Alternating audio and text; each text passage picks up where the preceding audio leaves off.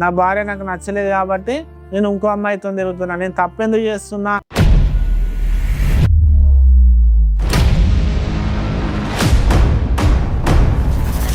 Toilet, bathroom అన్ని పక్కలనే.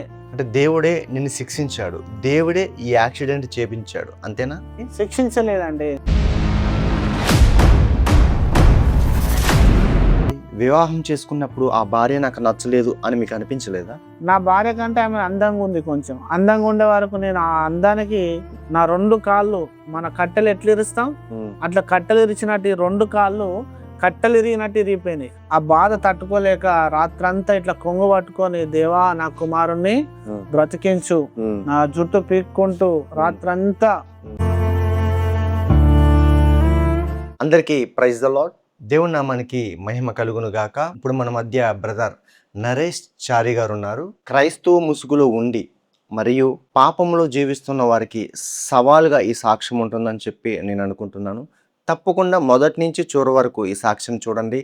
అలాగే అనేక మందికి ఈ వీడియో షేర్ చేయండి. దేవాది దేవునికి వందనాలు. Jose brother, praise Lord. Praise Lord brother. మా సొంతము ఊరు వరంగల్ డిస్టిక్, స్టేషన్ గన్పూర్ మండలం, గ్రామం తిమ్మంపేట. మేము చిన్నతనంలో ఉన్నప్పుడు మా నాన్న చనిపోవడం జరిగింది. చనిపోతే మేము ఎలా బ్రతకాలని ఒక ఆలోచన ఉండేది. ఆ ఆలోచన ప్రకారము మా చుట్టాల ద్వారా హైదరాబాద్కు రావడం జరిగింది. హైదరాబాద్లో వడ్ల పని చేస్తూ బ్రతికేవాడిని. మొదటిగా నేను ఒక్కనే వచ్చి పని చేసుకుంటూ బ్రతికేవాడిని. ఆ తర్వాత ఫ్యామిలీ తీసుకొని రావడం జరిగింది. అమ్మ, 2 తమ్ముళ్ళని తీసుకొని హైదరాబాద్కు రావడం జరిగింది. ఈయన్నే వడ్ల పని చేసుకుంటూ బ్రతకడం జరిగింది. నేను యవ్వనస్తునిగా ఉన్నప్పుడు, ఒక 20 సంవత్సరాలు ఉన్నప్పుడు, నాకు అనుకోకుండా అకస్మాత్తుగా ఫిడ్స్ రావడం జరిగింది. ఆ ఫిడ్స్ ఒకసారి వచ్చింది. ఒకసారి వస్తే సరే, ఒకసారి వచ్చింది, అది ఏమన్నా శరీరంలో లోపం ఉందేమో, శరీరంలో ప్రాబ్లం ఉందేమో అనుకున్నా. సరే అని డాక్టర్ దగ్గరికి వెళ్ళడం జరిగింది. గోళీలు ఇచ్చిండు, వేసుకోవడం జరిగింది. 1 నెలలో తక్కువ అవుతుంది అనుకున్నా. కానీ మళ్ళా మరుసటి నెల మళ్ళా రావడం జరిగింది. 3వ నెల, 4వ నెల, నెలకు రావడం జరిగింది ఫిడ్స్. అలాంటి టైంలో నేను అనేక గుళ్ళకు, మందిరాలకు వెళ్ళడం జరిగింది. ఫిడ్స్ తగ్గట్లేదు. ఇలా ఎక్కడ పడితే అక్కడ పడిపోయేవాడిని. ఫిడ్స్ వచ్చినప్పుడు మొత్తం నురుగ్గా ఎక్కేది. ఇట్లా నురుగు వెళ్ళి ఈ చేతులు, నా ధ్యాస ఉండపోయేది. ఇట్లా కాళ్ళు చేతులు కొట్టుకుంటా పడిపోయేవాడిని. రోడ్డు మీద ఉంటే రోడ్డు మీద, బాత్రూంలో ఉంటే బాత్రూంలో పడిపోయేవాడిని. ఇంటికాడ ఉంటే ఇంటికి ఎవడన్నా అయ్యో అని నా దగ్గరకు వచ్చి తాళం చేతులు పెడితేనే ఒక 10 నిమిషాలకు మళ్ళా స్పృహ వచ్చేది.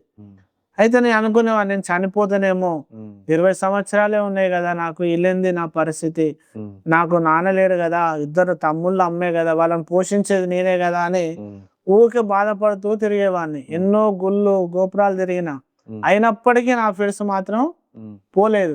అనేక ప్రాంతాలు తిరిగిన, అనేక హాస్పిటల్ తిరిగిన, అన్ని టెస్టులు చేయడం జరిగింది హాస్పిటల్లో, కానీ ఫలితం లేదు. నేను ఒకరోజు సికింద్రాబాద్ నుండి మా ఇంటికి వెళ్తుండగా ఒక చర్చ్ అవపడ్డది. నాకు చర్చ్ కనిపించడం జరిగింది. ఆ చర్చ్ దగ్గర నేను నవ్వుకున్నా, యేసుప్రభు దేవుడా, మాకు ఇంతమంది దేవుళ్ళు ఉన్నారు కదా, ఈయన కూడా దేవుడా అని నవ్వి కొంచెం ముందుకు వెళ్ళి సరే అన్నిటికీ మొక్కిన కదా, ఈ ఒక్కసారి యేసుప్రభు మొక్కుదాం, ఆయన దేవుడు అయితే నన్ను బాగు చేస్తాడేమో అని మళ్ళీ వెనుకకు వచ్చి, యేసయ్య నువ్వు దేవుని అయితే నన్ను స్వస్థపరచు, నన్ను బాగు చేయి, నేను నిన్ను నమ్ముకుంటా అని ఒక్క మాట అనడం జరిగింది దేవుని దగ్గర. ఆ క్షణం నుండి చూసిన, మరి నేను ఇంతమంది దేవుళ్ళు మొక్కిన కదా, యేసుప్రభు మొక్కిన కదా, మరి ఫలితం ఉంటుందా లేదా అని 1 నెల గ్రహించిన. నెల అయింది, రావట్లేదు. గోళీలు బంద్ చేసిన. ఫిడ్స్ గోళీలు ఉంటాయి చిన్న చిన్నవి, ఒక డబ్బా ఇచ్చేది నాకు, నెలకు 1 డబ్బా గోళీలు. నాకు యేసుప్రభుని మొక్కిన కాంచి ఆ గోళీలు వేసుకోవడం కూడా ఆపేసిన. 2 నెలలు అయింది, 3 నెలలు అయింది, 4 నెలలు అయింది, ఫిడ్స్ రావట్లేదు. అప్పటి నుండి నిజమైన దేవుడు యేసుప్రభు అని నేను నా మనసులో అనుకోవడం జరిగింది. యేసుప్రభు నిజమైన దేవుడు అని నమ్మిన. అంటే అంత క్రితం మీకు ప్రతిరోజు ఫిడ్స్ వస్తూనే ఉండేదండి? నెలకు వచ్చేది. గోళీలు వాడిన, హాస్పిటల్కి వెళ్ళడం జరిగింది. సిటీ స్కానింగ్, ఎంఆర్ స్కానింగ్ తీసిండ్లు. డాక్టర్స్ ఏమన్నారంటే, నీ మెదడులో చిన్న మచ్చలాగా ఉంది, ఆ మచ్చ ద్వారా నీకు ఈ ఫిడ్స్ రావడం జరుగుతుంది, ఇది నువ్వు చనిపోతేనే తప్ప ఇది ఆగదు, ఇది నెల నెల వస్తుందని నాకు టాబ్లెట్ ఇవ్వడం జరిగింది. అప్పుడు నా జీవితంలో మార్పు రావడం జరిగింది, మంచి ఆరోగ్యం రావడం జరిగింది. అలా నేను వారం వారము ఆ మందిరానికి వెళ్ళి నేను చిన్నగా మొక్కుకొని వచ్చేవాడిని. ఇంట్లో వాళ్ళేమో హిందువుల దేవుళ్ళకు మొక్కేవారు, నేను మాత్రము యేసయ్య చిన్న ఫోటో తెచ్చుకొని ఒక గదిలో పెట్టుకొని ఆయనకు మాత్రమే ప్రార్థన చేసుకునేవాడిని.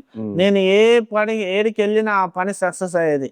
ఏడికి వెళ్ళినా దేవుడు నా యందుండి ప్రతి పనిని యేసయ్య నాకు ఈ పని కావాలని నేను మొక్కి ఇంట్లో ప్రార్థన చేసుకొని ప్రార్థన చేయకపోయేది, ఓన్లీ మొక్కేది అంతే. అంటే ఇంకా పూర్తిగా దేవుని మీద డిపెండ్ అయిపోయారు. డిపెండ్ అయిపోయినా నాకు మంచి ఆరోగ్యం వచ్చింది, ఫిట్స్ వచ్చలేదు, నాకు మంచి జ్ఞానం వచ్చింది, ఏడికి వెళ్ళినా ఆ పని అవుతుంది. నాకు విశ్వాసం పెరిగింది దేవుని మీద, దేవుడు ఉన్నాడు, యేసు ప్రభు నిజమైన దేవుడు అని నేను నమ్మడం జరిగింది. నమ్మి నేను చర్చికి వెళ్ళడం, వీళ్ళేమో ఇంట్లో వాళ్ళు వద్దు వద్దు వద్దు అనేవాళ్ళు, అమ్మ వాళ్ళు తమ్ముని వాళ్ళు, మనం హిందువులం కదా, మనకు ఎంతో మంది దేవుళ్ళు ఉన్నారు కదా, ఆ దేవుడు ఎందుకు అనేవారు. కానీ నా మనసు మాత్రం యేసయ్య వైపే గుంజడం జరిగింది. ప్రతి వారం నేను మందిరానికి వెళ్ళి ఆ యొక్క సికింద్రాబాద్ లో చిన్న మందిరం ఉండేది, ఆ గుడికాడికి వెళ్ళి ఆ చర్చికి వెళ్ళి ప్రార్థన చేయడం జరిగింది. అలా అలా అలా అలా నా స్థితి మొత్తం మార్చిండు దేవుడు. నాకు మంచి పనులు ఇచ్చేవాడు. నేను వడ్ల పని చేసేవాడిని, కార్పెంటర్ పని, చారీస్ మేము కార్పెంటర్ పని చేసేవాడిని. 2-3 పనులను పెట్టుకొని కూడా నేను పని చేయడం జరిగింది. అప్పుడు నేను ఒక్కనే కూలికి పని చేసేది. యేసు ప్రభు దగ్గరికి ఎప్పుడైతే నేను వెళ్ళి ప్రార్థన చేసినో నాకు దేవుడు నా దగ్గరనే 2-3 పనుల్లో వచ్చి పని చేసేటట్టు నన్ను ఉన్నత స్థితిలో నిలబెట్టిండు. ఇది మా ఫ్యామిలీ వాళ్ళు చూసిండు, వీడు ఇలా మారిపోయింది ఏందని చూసి వాళ్ళు కూడా యేసు ప్రభు దగ్గరికి రావడం జరిగింది. నాతో పాటు నా కుటుంబం రావడం జరిగింది. యేసయ్య గొప్పతనాన్ని వాళ్ళు తెలుసుకున్నారు. వారికి చిన్న చిన్న సాక్ష్యం చెప్పి, అమ్మ ఇక్కడికి వెళ్తే ఇలా జరిగింది, దేవుడు ఇట్లా చేసిండు, దేవుడు ఈ పని కాడికి వెళ్తే ఇన్ని డబ్బులు ఇచ్చిండు అని అమ్మకు చెప్పడం జరిగింది. ఆ విశ్వాసము అమ్మ కూడా కలిగింది. తర్వాత తమ్ముళ్ళకు కలిగింది. తమ్ముళ్ళు అమ్మ వీళ్ళందరినీ మందిరానికి నడిపించడం జరిగింది. మా ఆశీర్వాదాన్ని చూసి మా చిన్నమ్మ వాళ్ళు కూడా, అరే యేసు ప్రభు ఇంత గొప్ప దేవుడా అని వాళ్ళు మందిరానికి రావడం జరిగింది. వారితో పాటు ఇంకా కొందరికి సువార్తను ప్రకటించిన, యేసు ప్రభు ఇట్లా నా జీవితంలో ఇలా చేసిండు, ఫిడ్స్ ఇలా వచ్చింది, ఇలా వస్తే నేను యేసు ప్రభు దగ్గరికి వెళ్ళడం జరిగింది. తద్వారా నా సాక్ష్యాన్ని విని ఇంకా కొంతమందిని కూడా దేవుని మందిరానికి నడిపించడం జరిగింది. అయితే నేను సికింద్రాబాద్ నుండి సొంతం ఇల్లు నాకు కావాలి ప్రభు అని ప్రార్థన చేసుకున్నా. ప్రార్థన చేస్తే దేవుడు ఈ బాలాజీ నగర్ గురించి నాకు, ఈ బాలాజీ నగర్కి వచ్చి ఒక బ్రదర్ ద్వారా, క్రిస్టియన్స్ వాళ్ళు కూడా, చారేస్ వాళ్ళు క్రిస్టియన్స్, వాళ్ళ ఇంట్లో కిరాయికుండి ప్రభు మరి నాకు సొంతం ఇల్లు లేదు కదా అని నేను ప్రార్థన చేసుకున్నా.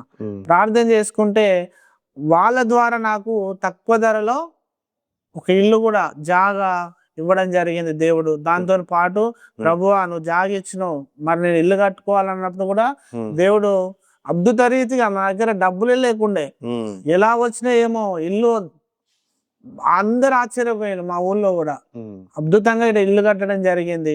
అలా మందిరానికి అమ్మ వాళ్ళను చిన్నమ్మ వాళ్ళను నడిపించడం జరిగింది. దేవుడు నాతో మాట్లాడుతుండు. నేను కొన్ని విషయాల్లో దేవుని అశ్రద్ధ చేసేవాడిని అన్నట్టు, దేవుని మాట వినకుండా పని పని పని అని తిరగడం జరిగింది. నాకు ఒక తలంపు వచ్చింది, డ్రైవింగ్ స్కూల్ పెట్టాలి, డ్రైవింగ్ స్కూల్ పెట్టి డబ్బులు బాగా సంపాదించాలి అనే ఆలోచన కలిగి డ్రైవింగ్ స్కూల్ పెట్టడం జరిగింది. కొన్ని సంవత్సరాలు నడిచింది అట్లా. మందిరానికి అమ్మ వాళ్ళను చిన్నమ్మ వాళ్ళను కొంతమందిని దేవుని మందిరానికి నడిపించినాక నాకు వివాహము 20 సంవత్సరాలు, 22, 23 సంవత్సరాలు వివాహము చేసుకోవాలని అమ్మ వాళ్ళు చూడడం జరిగింది. నేను కూడా వివాహం చేసుకుంటే నాది లైఫ్ సరి చేస్తాడని ఈ విషయంలో నేను దేవుని దగ్గర ప్రార్థన చేయలే. ప్రార్థన చేయకుండానే ఏ అమ్మాయి అయితే చేసుకోవాలని, అయితే నాకు హిందువుల అమ్మాయి 5వ అమ్మాయినే మా చుట్టాలే పెళ్లి చేయడం జరిగింది. ఆ పెళ్లి చేసుకున్నాక నాకు ఆ అమ్మాయి నచ్చక నేను అక్రమ సంబంధం పెట్టుకోవడం జరిగింది, ఇంకో అమ్మాయితో తిరగడం. అంతవరకు నన్ను దేవుడు హెచ్చించిండు. ఆ సమయం నుండి నేను ఏ విషయంలోనైనా ఫెయిల్ అవుతున్నాయి. ఏ విషయము ఏ పని చేసినా ఫెయిల్ అవడం. ఆ మ్యారేజ్ అయిన కాంచి నేను ఎవరికైనా డబ్బులు ఇచ్చే కాడైనా పని చేసే కాడైనా ఏ విషయంలో అయినా ఫెయిల్ అవడం జరుగుతుంది. ఎందుకు ఇలా అవుతుంది అనుకున్నా. కానీ దేవునికి విరుద్ధంగా ఆ క్షణము నేను వివాహం చేసుకోవడం వల్ల నా జీవితంలో ఎన్నో బాధలు చూసిన. నా భార్యతోని సంసారం చేసుకుంటూ బ్రతుకుతూ ఇంకో అమ్మాయితో నేను అక్రమ సంబంధం పెట్టుకోవడం జరిగింది. మా భార్య నాకు నచ్చలేదు. మరి వివాహం చేసుకున్నప్పుడు ఆ భార్య నాకు నచ్చలేదు అని మీకు అనిపించలేదా? నాకు నేను డిస్టర్బ్లు ఉన్నానో ఏమో నాకు అర్థం కాలేదు. చేసుకున్నప్పుడు బాగానే అనిపించింది. చేసుకున్నాక నాకు అస్సలు ఆమెతో కాపురం చేయాలంటే నాకు నచ్చలేదు. ఇక నచ్చక ఆమెను ఇబ్బంది పెట్టుడు, నేను ఇబ్బంది పడుడు, నాకు ఈ అమ్మాయి వద్దు అంటే ఆమె అమ్మాయితో చెప్తలే నేను, కానీ నా అంతటా నేనే కుమిలిపోవడము, నా అంతటా నేను బాధపడము జరిగింది. జరిగితే ఆ సమయంలోనే ఇంకో అమ్మాయితో నాకు పరిచయం ఏర్పడ్డది. ఏర్పడి నా భార్య కంటే ఆమె అందంగా ఉంది. కొంచెం అందంగా ఉండే వరకు నేను ఆ అందానికి ఆ అమ్మాయితో తిరగడం జరిగింది. ఒక 8 సంవత్సరాలు అమ్మాయితో తిరగడం జరిగింది. ఆ అమ్మాయితో తిరిగిన కాంచి నేను ఏ పని చేసినా లాసే. దేవుని ప్రేమ తెలుసుకున్న మీరే ఇలా జీవిస్తున్నప్పుడు ఇది తప్పు అని మీకు అనిపించలేదండి? నాకు తప్పు అనిపించింది. నేను సేవకుని దగ్గర వాక్యం విన్నప్పుడు కూడా నాకు తప్పు అనిపించింది. నేను చర్చికి వెళ్ళే సామ్యుయల్ పాస్టర్ ఉన్నాడు. పాస్టర్ తోని కూడా నేను ప్రార్థన చేయించుకున్నా. తమ్ముడు, నువ్వు చేసే తప్పు, నువ్వు అలా చేయొద్దు, ఇలా నీతిగా నువ్వు దేవుని నమ్ముకున్నావు కాబట్టి నీతిగా బ్రతకాలి అని అనేవాడు. కానీ నేను అప్పటికప్పుడే సరే అన్నా సరే పాస్టర్ అనేది తర్వాత నా పని నేను చేసుకుంటూ పోయేది. అట్లా 8 సంవత్సరాలు గడిచింది. 8 సంవత్సరాల నుంచి నేను మొత్తం లాస్ అవ్వడమే జరిగింది. ఏ పని చేసినా లాసే, ఏ బిజినెస్ చేసినా లాసే, కారు కొన్నా లాసే, ఏ విషయంలోనైనా లాస్ అయిపోతున్నా. ఎందుకు అవుతున్నా అనేది నేను గ్రహించలేకపోయినా.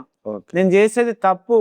దేవుడు వాక్యం సెలవిస్తుంది, పాపం చేయొద్దు, మీరు నన్ను నమ్ముకున్నారు కాబట్టి నా వల్ల పరిశుద్ధులుగా ఉండాలా, నీతిగా బ్రతకాలా, మీరు దీవించబడాలంటే నీతిగా నిజాయితీగా ఉంటేనే నేను మిమ్మల్ని దీవిస్తానని దేవుడు ఎన్నో మార్లు బైబిల్లో చెప్పడం జరిగింది. సేవకుని ద్వారా నాతో ఎన్నో సార్లు మాట్లాడడం జరిగింది. అంటే చర్చిలో ఉన్నంతసేపు నేను మారాలి, నేను మంచిగా ఉండాలి అనుకునేవాడిని. మళ్ళీ బయటికి పోతే మాత్రం మళ్ళీ ఫోన్లు చేసుడు, మాట్లాడడం, కలవడం, ఇష్టానుసారంగా బ్రతికిన అన్నట్టు. ఈ బ్రతుకుతూ నా డ్రైవింగ్ స్కూల్ కూడా లాస్ అయిపోయింది. డ్రైవింగ్ స్కూల్లో పెట్టినా కొన్ని రోజులు నడిపించినా కానీ శాంతి లేకపోయేది, సమాధానం లేకపోయేది, నెమ్మది లేకపోయేది. పాపంలో పడ్డకాంచి నాకు అసలు నెమ్మది లేకుండా పోయింది. యేసు ప్రభును కొత్తగా నమ్ముకున్నప్పుడు, యేసుతో ఉన్నప్పుడు నాకు డబ్బులు లేకున్నా సంతోషంగా ఉండేది, హ్యాపీగా ఉండేది, మంచిగా ఉండేది. కానీ ఈ పాపంలో పడ్డాక నేను చాలా ఇబ్బందికి గురి అయిపోయినా. నా ఫ్యామిలీని బాధ పెట్టడం, నేను వ్యసనాలకు, తాగుడు, ఇష్టానుసారంగా జీవించడం, ఇంటికి సరిగా రాకపోవడం, ఇలా జరగడం కొన్ని రోజులు జరిగింది. ఆ సామ్యుయల్ పాస్టర్, నేను వెళ్ళే చర్చికి పాస్టర్ గారు, తమ్ముడు నువ్వు చేసే తప్పు అలా చేయొద్దు, నువ్వు మంచిగా మారాలా, దేవుడు నిన్ను వాడుకుంటాడు, నువ్వు అలా తప్పు చేయొద్దు అని నాకు ఎన్నోసార్లు హెచ్చరించినా నేను వినేవాడిని కాలేదు, వినడం లేదు, వినపోయేది. అయితే నేను డ్రైవింగ్ ఫీల్డ్లో ఉన్నాను కాబట్టి డ్రైవింగ్ నేర్పించుకున్నా, బ్రతుకుదాం, కొన్ని డబ్బులు సంపాదించుకుందాం అనుకొని డ్రైవింగ్ స్కూల్ పెట్టడం జరిగింది. ఆ డ్రైవింగ్ స్కూల్ కొన్ని రోజులు నడిపించిన, సమస్యలు ఎదురైనా, అప్పులైనా, ఏదైనా సరే నేను ఒక పని అయితే చేసుకోవాలి, నా కుటుంబాన్ని పోషించుకోవాలి కదా అని పని చేయడం జరిగింది. డ్రైవింగ్ స్కూల్ నేర్పించడం, లైసెన్సులు ఇప్పించడం, ఇలా చేస్తుండగా ఒక అబ్బాయికి నేను డ్రైవింగ్ నేర్పిస్తుంటే ఆ బాబు కొంచెం ముందుకు దిగి నాన్న నేను కూర్చుంటా అని ఆ బాబుతో మాట్లాడడం జరిగింది. సరే అన్నా అని ఆ బాబు కొంచెం ముందుకు దిద్దామని, సరిగా రాదు కదా, 20 రోజులు అయింది, నెల రోజులు ట్రైనింగ్ ఉంటుంది, 20 రోజులు అయింది, కొంచెం నడపడానికి నేను అనుకున్నా. ఆ అబ్బాయి ఏం చేసిండు, మొత్తం ఫస్ట్ గేర్ వేసి మొత్తం ఎక్సలరేటర్ ఇవ్వడం జరిగింది. ఆ కారు పక్కకు ఒక అతను ఉన్నాడు, అంకులు. ఆ అంకుల్ని గుర్తుతాడేమో నేనేం చేసిన, కారు ముందుకు రావడం జరిగింది. ఆ కారు ముందుకు వస్తే అంకుల్ ఏమో ఆ సౌండ్ అని జరిగిపోయిండు. ఈ అబ్బాయి ఏం చేసిండు, డైరెక్ట్ వచ్చి నన్ను గుద్దడం జరిగింది. కారును ఆపుదామని 2 చేతులు ఇట్లా పెట్టడం జరిగింది. పెడుతుంటే కూడా ఎక్సలరేటర్ ఇచ్చిండు అబ్బాయి. ఇస్తే డైరెక్ట్ డివైడర్ కు గుద్దడం జరిగింది. నన్ను తీసుకొని వెళ్ళి డివైడర్ గుద్దడం జరిగింది. అప్పుడు నా 2 కాళ్ళు కట్టెలు ఇరిగినట్టుగా 2 కాళ్ళు ఇరిగిపోయినాయి. ఒక్కొక్క కాలు ఇంత ఉబ్బింది అన్నట్టు, ఇంత వాసింది కాలు. నేను అప్పటికప్పుడే నాకు చెమటలు పట్టిపోయినాయి. నేను ఏమైపోతానో, ఏసయ్యా అని ఒకసారి అరిచిన, ఏసయ్యా అని అరిచిన. ఒక 50-100 మంది వచ్చి ఆ కారును మొత్తం వెనక గుంజేసిండు. వాడు అట్నే ఒత్తి పట్టిండు అబ్బాయి. అంటే కారుకి డివైడర్ కి మధ్యలో మీరు ఉన్నారు? మధ్యలో ఉన్నా నేను. ఆ అబ్బాయి వెనక తీస్తలేడు, ముందు తీస్తలేడు. రాదు కదా, సరిగా రాలేదు డ్రైవింగ్. అట్నే ఎక్స్టేటర్ వచ్చి పట్టిండు. ఆ కారు మధ్యలో డివైడర్ మధ్యలో నేను ఉండడం జరిగింది. ఆ కార్ను ఒక 100 మంది 50 మంది వచ్చి వెనక మొత్తం గుంజేసి తీసే వరకు నా కాళ్ళు ఇంత ఉబ్బడం జరిగింది. నా 2 కాళ్ళు మన కట్టెలు ఎట్లా ఇరుస్తాం అట్లా కట్టెలు ఇరిచినట్టు 2 కాళ్ళు కట్టెలు ఇరిగినట్టు ఇరిగిపోయినాయి. ఇమీడియట్లీ నన్ను మీనాక్షి హాస్పిటల్ ఉంది బాలాజీ నగర్ లో, మీనాక్షి హాస్పిటల్ తీసుకెళ్లడం జరిగింది. ఆడికి తీసుకెళ్తే డాక్టర్లు ఏమన్నాడు, ఈ అబ్బాయికి మేజర్ యాక్సిడెంట్, ఇక్కడ కాదు వేరే పెద్ద హాస్పిటల్ ఊరు అన్నారు. ఈసీఎల్కి వెళ్ళాం. ఈసీఎల్ లో ఒక హాస్పిటల్కి వెళ్ళడం జరిగింది. ఆ హాస్పిటల్లో వెళ్తే పట్టము అదంతా లంగ్స్ లకు వెళ్తుంది. ఆ గుజ్జు అనేది ఆ రక్తము లంగ్స్ లకు వెళ్ళి మనిషి చనిపోతాడు, బ్రతకడు, లేకుంటే బ్రెయిన్ స్ట్రోక్ వస్తుంది, ఇది మాతో కాదమ్మా అని ఆ డాక్టర్లు చెప్పిండు. అదే ఈసీఎల్ లో మరొక హాస్పిటల్కి వెళ్ళడం జరిగింది. ఆ డాక్టర్లు పట్టరమ్మా అన్నాడు. మేమేం చేసినాం, మధ్యరాత్రి 12-1 అయిపోయింది. ఆ మధ్యరాత్రి నన్ను పంజగుట్ట నిమ్స్ హాస్పిటల్ తీసుకుపోయిండు. ఇంకా హాస్పిటల్ తిప్పుతూనే ఉన్నారు. ఇంకా హాస్పిటల్ అన్ని 3-4 హాస్పిటల్ తిరిగినాం ఈసీఎల్ లో. ఆ తర్వాత ఇక పట్టట్లేదని నన్ను డైరెక్ట్ పంజగుట్ట నిమ్స్ హాస్పిటల్ తీసుకెళ్లడం జరిగింది. ఆ నిమ్స్ హాస్పిటల్లో రాత్రి 2 అయింది వెళ్ళ వరకు. రాత్రి 2 అయింది. అంబులెన్స్, గవర్నమెంట్ అంబులెన్స్ లోనే వెళ్ళడం. ఆడ నాకంటే ముందే ఒక 5-6 యాక్సిడెంట్ అయి ఉన్నారు. ఆడ డాక్టర్లు ఏమంటున్నారు అంటే, నువ్వు ట్రీట్మెంట్ తీసుకోవాలన్నా మినిమం ఒక వారం పడుతుంది. ఎందుకంటే నీకంటే ముందే ఒక 6 యాక్సిడెంట్ అయ్యి వచ్చిండు. అంతేకాకుండా నువ్వు 1,50,000 ఇప్పుడు కడితేనే నీకు వారానికి ఆపరేషన్ అవుతుంది, లేకుంటే ఆపరేషన్ కాదు అని నన్ను తీసుకుపోయిండ్రు. అటు పక్కకు పెట్టేసిండ్రు. ఆ అంబులెన్స్ తీసేయరని ఒక పక్క పెట్టేసిండ్రు. నేను అమ్మ తమ్ముళ్ళు ఎట్లా ప్రభువా ఏం చేయాలని అమ్మ ఏది బాధపడు, నాకేమో ఎంత పెయిన్, బాగా నొప్పి. ఆ రాత్రి 2 గంటలకు అమ్మ ఏం చెప్పింది, తమ్ముడు ఒక హాస్పిటల్లో పనిచేస్తాడు, బేగంపేట కిమ్స్ హాస్పిటల్లో పనిచేస్తాడు. సరే పెద్ద హాస్పిటల్ అది, మనకు అన్ని డబ్బులు లేవు కదా, మన స్థాయి అంత కాదు కదా అని మేము అనుకున్నాం. సరే ఏదైతే అది అవుతుంది, మనకి ఇల్లు ఉంది కదా, ఇల్లు అమ్మేద్దాం అని నన్ను డైరెక్ట్ హాస్పిటల్ తీసుకెళ్ళడం జరిగింది. అంటే దేవుడు మీకు ఏదైతే ఇచ్చారో అవన్నీ కూడా అమ్ముకుంటూ వస్తున్నారు. అవన్నీ వెళ్ళిపోయినాయి. నేను ఎప్పుడైతే పాపం చేసినో పాపము ద్వారా ఆశీర్వాదాన్ని అంతా కోల్పోవడం జరిగింది. నేను యేసయ్యలో ఉన్నప్పుడు దినదినము వర్ధిల్లేవాడిని. ఏ పని చేసినా డబ్బులు వచ్చేది, నేను ఎక్కడికి వెళ్ళినా ఆ పని జరిగిపోయేది. ఎప్పుడైతే నేను అక్రమ సంబంధం పెట్టుకొని అక్రమ సంబంధంలో నడిచిందో ఆ నుంచి నేను పతనం, అంటే నేను దిగజారడం జరిగింది. ఏ పని చేసినా సరిగా నడవకపోవడం, నేను అప్పులు చేయడం, ఇబ్బంది పెట్టడం ఇంట్లో, ఇవన్నీ నేను గ్రహించలేకపోయినా. పాస్టర్ ద్వారా నాతో దేవుడు మాట్లాడాడు, అయినా నేను వినలేదు.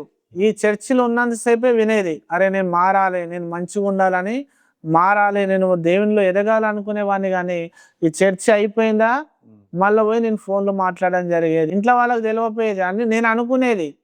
కానీ ఒకరోజు కాకుండా ఒకరోజు వాళ్ళకి తెలిసేది. అయినా నన్ను ఏం చేస్తారులే, నాకు నచ్చింది నేను తిరుగుతున్నా, నేను తప్పు చేస్తలేను, నా భార్య నాకు నచ్చలేదు కాబట్టి నేను ఇంకో అమ్మాయితో తిరుగుతున్నా, నేను తప్పెందుకు చేస్తున్నా అనుకునేవాడిని. అలా ఆ సాతానుగాడు నన్ను చాలా శోధించడం జరిగింది. అలా దినదినము దిగజారిపోయినా.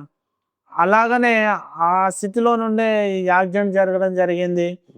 ఆ నిమ్స్ హాస్పిటల్లో వెళ్ళడం జరిగింది. ఆ నుంచి కిమ్స్కి వెళ్ళిన.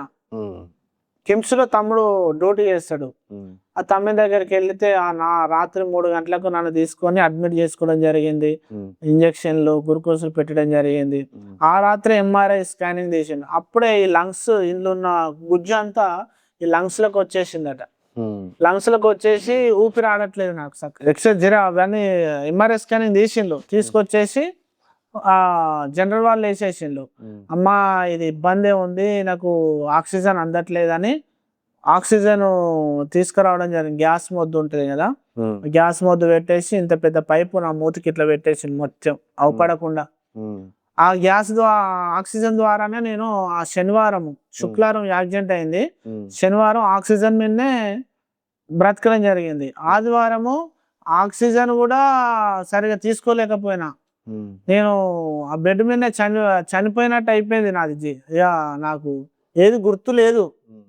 అయితే డాక్టర్లు అమ్మతో మాట్లాడుతూ, అమ్మ మీ కుమారుడు బ్రతకడు, ఇది లంగ్స్లకు అంతా జామ్ అయిపోయింది, మా చేతులు ఏం లేదని వాళ్ళు అమ్మకు చెప్పడం జరిగింది. అమ్మ ఆ బాధ తట్టుకోలేక రాత్రంతా ఇట్లా కొంగు పట్టుకొని, దేవా నా కుమారుణ్ణి బ్రతికించు, నా జుట్టు పీక్కుంటూ రాత్రంతా నిద్ర లేదు, తిండి లేదు, ఒక 3 రోజులు దేవుని దగ్గర కొంగు పట్టుకొని జుట్టు పీక్కుంటా తను ఒక్కతే ఒంటరిగా హాస్పిటల్లో ఉండి బాగా ఏడవడం జరిగింది. చుట్టుపక్కల వాళ్ళంతా ఏమైంది ఇట్లా ఏడుస్తుంది అని వాళ్ళు అనుకున్నారు. కానీ మన దేవుడు గొప్పవాడని అమ్మకు తెలుసు. మా అమ్మ ప్రార్థన 3 రోజులు ప్రార్థన చేసింది. 3 రోజులు కొంగు పట్టుకొని ప్రార్థన చేస్తే దేవుడు 3వ రోజు దర్శనం ఇచ్చిండు అమ్మకు. నా చుట్టూ ఒక అగ్ని మండుతుందట. అమ్మకు ఆ అగ్ని మండడం చూపించినాక దేవుడు నా కుమారుని స్వస్థపరుస్తాడు, నా దేవుని బాగు చేస్తాడని నమ్మకంతో అమ్మ 15 రోజులు ప్రార్థన చేస్తూనే ఉంది. అప్పుడే అమ్మ సామ్యుల్ పాస్టర్కు ఫోన్ చేయడం జరిగింది. ఫోన్ చేసి, తమ్ముడు ఇబ్బంది పడుతుండు, వెంటిలేటర్ అంటుండు, చనిపోయే స్థితిలో ఉన్నాడని పాస్టర్కు ఫోన్ చేయడం జరిగింది.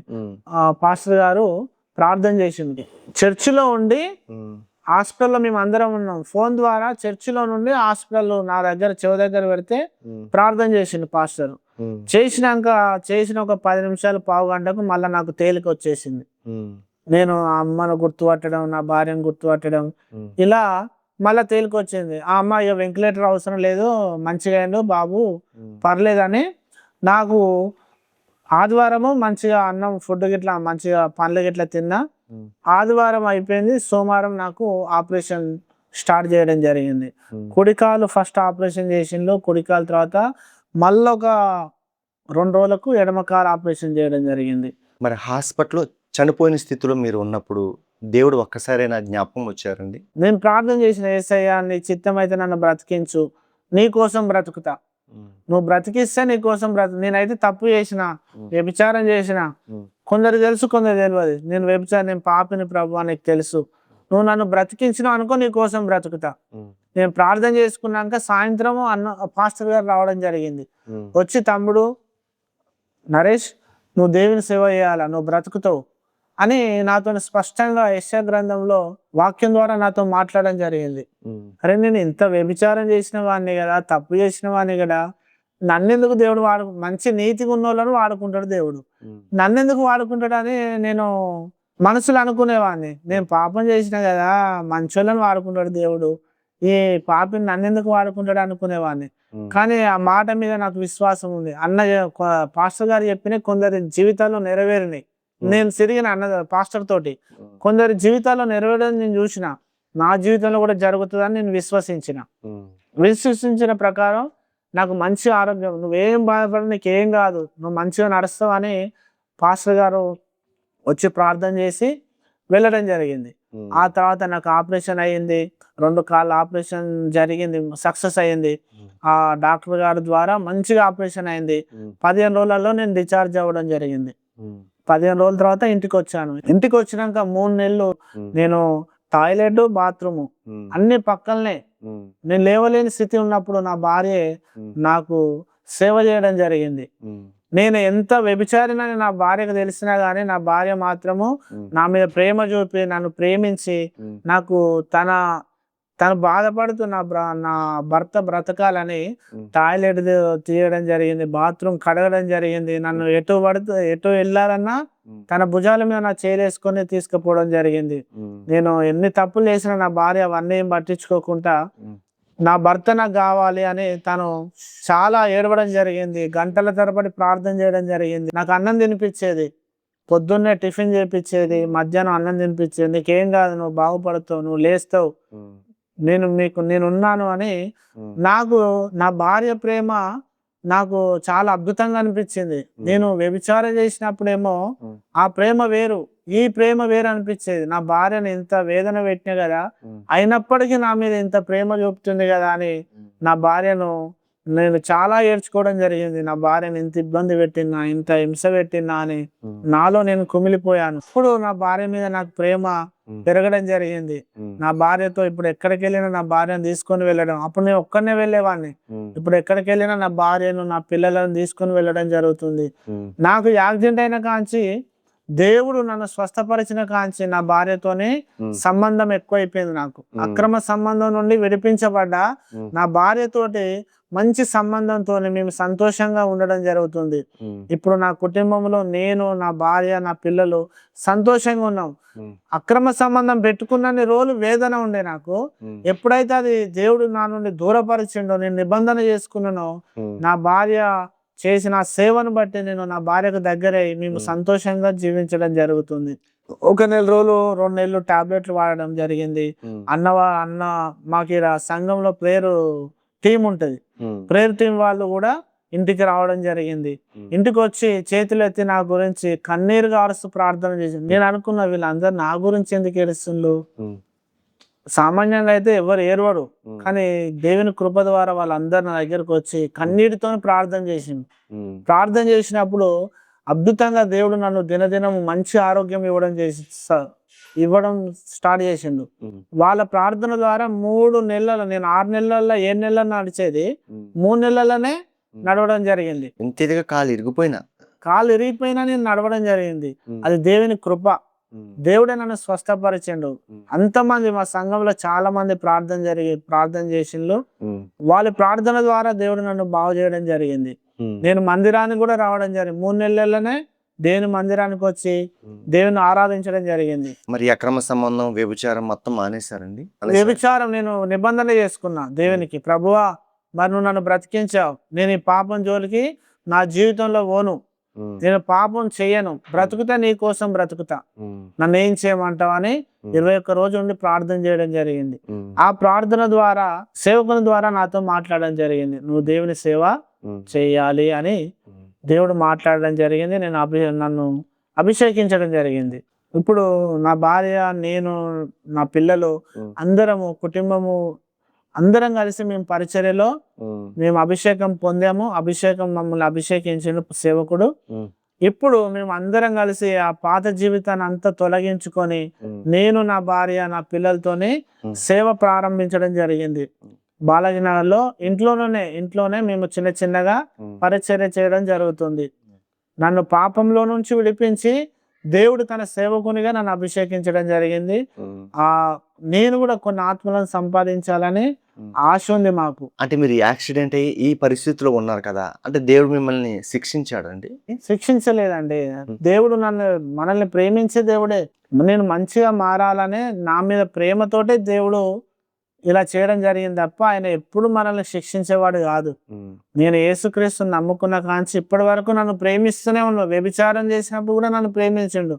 కుమారుడు నాతో ఆత్మలో మాట్లాడేవాడు. తప్పు తప్పు తప్పు అన్నా కానీ నేను వినలేదు. శ్రమ కలిగినప్పుడు నాకు అర్థమైంది, దేవుడే తప్ప నాకు ఎవరు వద్దు, నేను చేసింది తప్ప అని తెలుసుకొని దేవునికి దగ్గర అవ్వడం జరిగింది. ఈ కాళ్ళతోనే నడిచి పాపం చేయడం జరిగింది. ఈ కాళ్ళతోటే నాకు ఒక పరీక్ష పెట్టి దేవుడు మళ్ళీ నన్ను పరిపూర్ణంగా మార్చి దేవుని పరిచర్యలో ఈ కాళ్ళతోటే నడిచేటట్టు నన్ను స్వస్థపరిచిండు. దేవునికి మహిమ కలుగును గాక. అయితే నాకు ఈ 2 కాళ్ళు ఇరిగినప్పుడు పబ్లిక్ ఏమనుకున్నారంటే, నా బంధువులు గాని, నా కాలనీవాసులు గాని, ఈ 2 కాళ్ళు పోయినాయి, కొట్టేయాలి, అంటే అంత పెద్ద యాక్సిడెంట్ అయిపోయింది, నాకు 2 కాళ్ళు కొట్టేయాలి అని కొందరు. కట్టిరిగినట్టు ఇరిగిపోయినాయి కదా, 2 కాళ్ళు వెళ్ళిపోతే కడిగేస్తారు అని అనుకున్నారు. కొందరేమో ప్లాస్టిక్ కాళ్ళు పెట్టేసుకున్నాడు, ఈయన జీవితాంతం ఇక నడవడు అని కొందరు అనుకున్నాడు. కానీ నా దేవుడు మాత్రము అదే కాళ్ళను స్వస్థపరిచి మళ్ళీ నడవనికి, మళ్ళీ దేవుని పరిచర్యలో వాడబడడానికి నన్ను సంపూర్ణంగా స్వస్థపరిచిండు. దేవునికి మహిమ కలుగును గాక.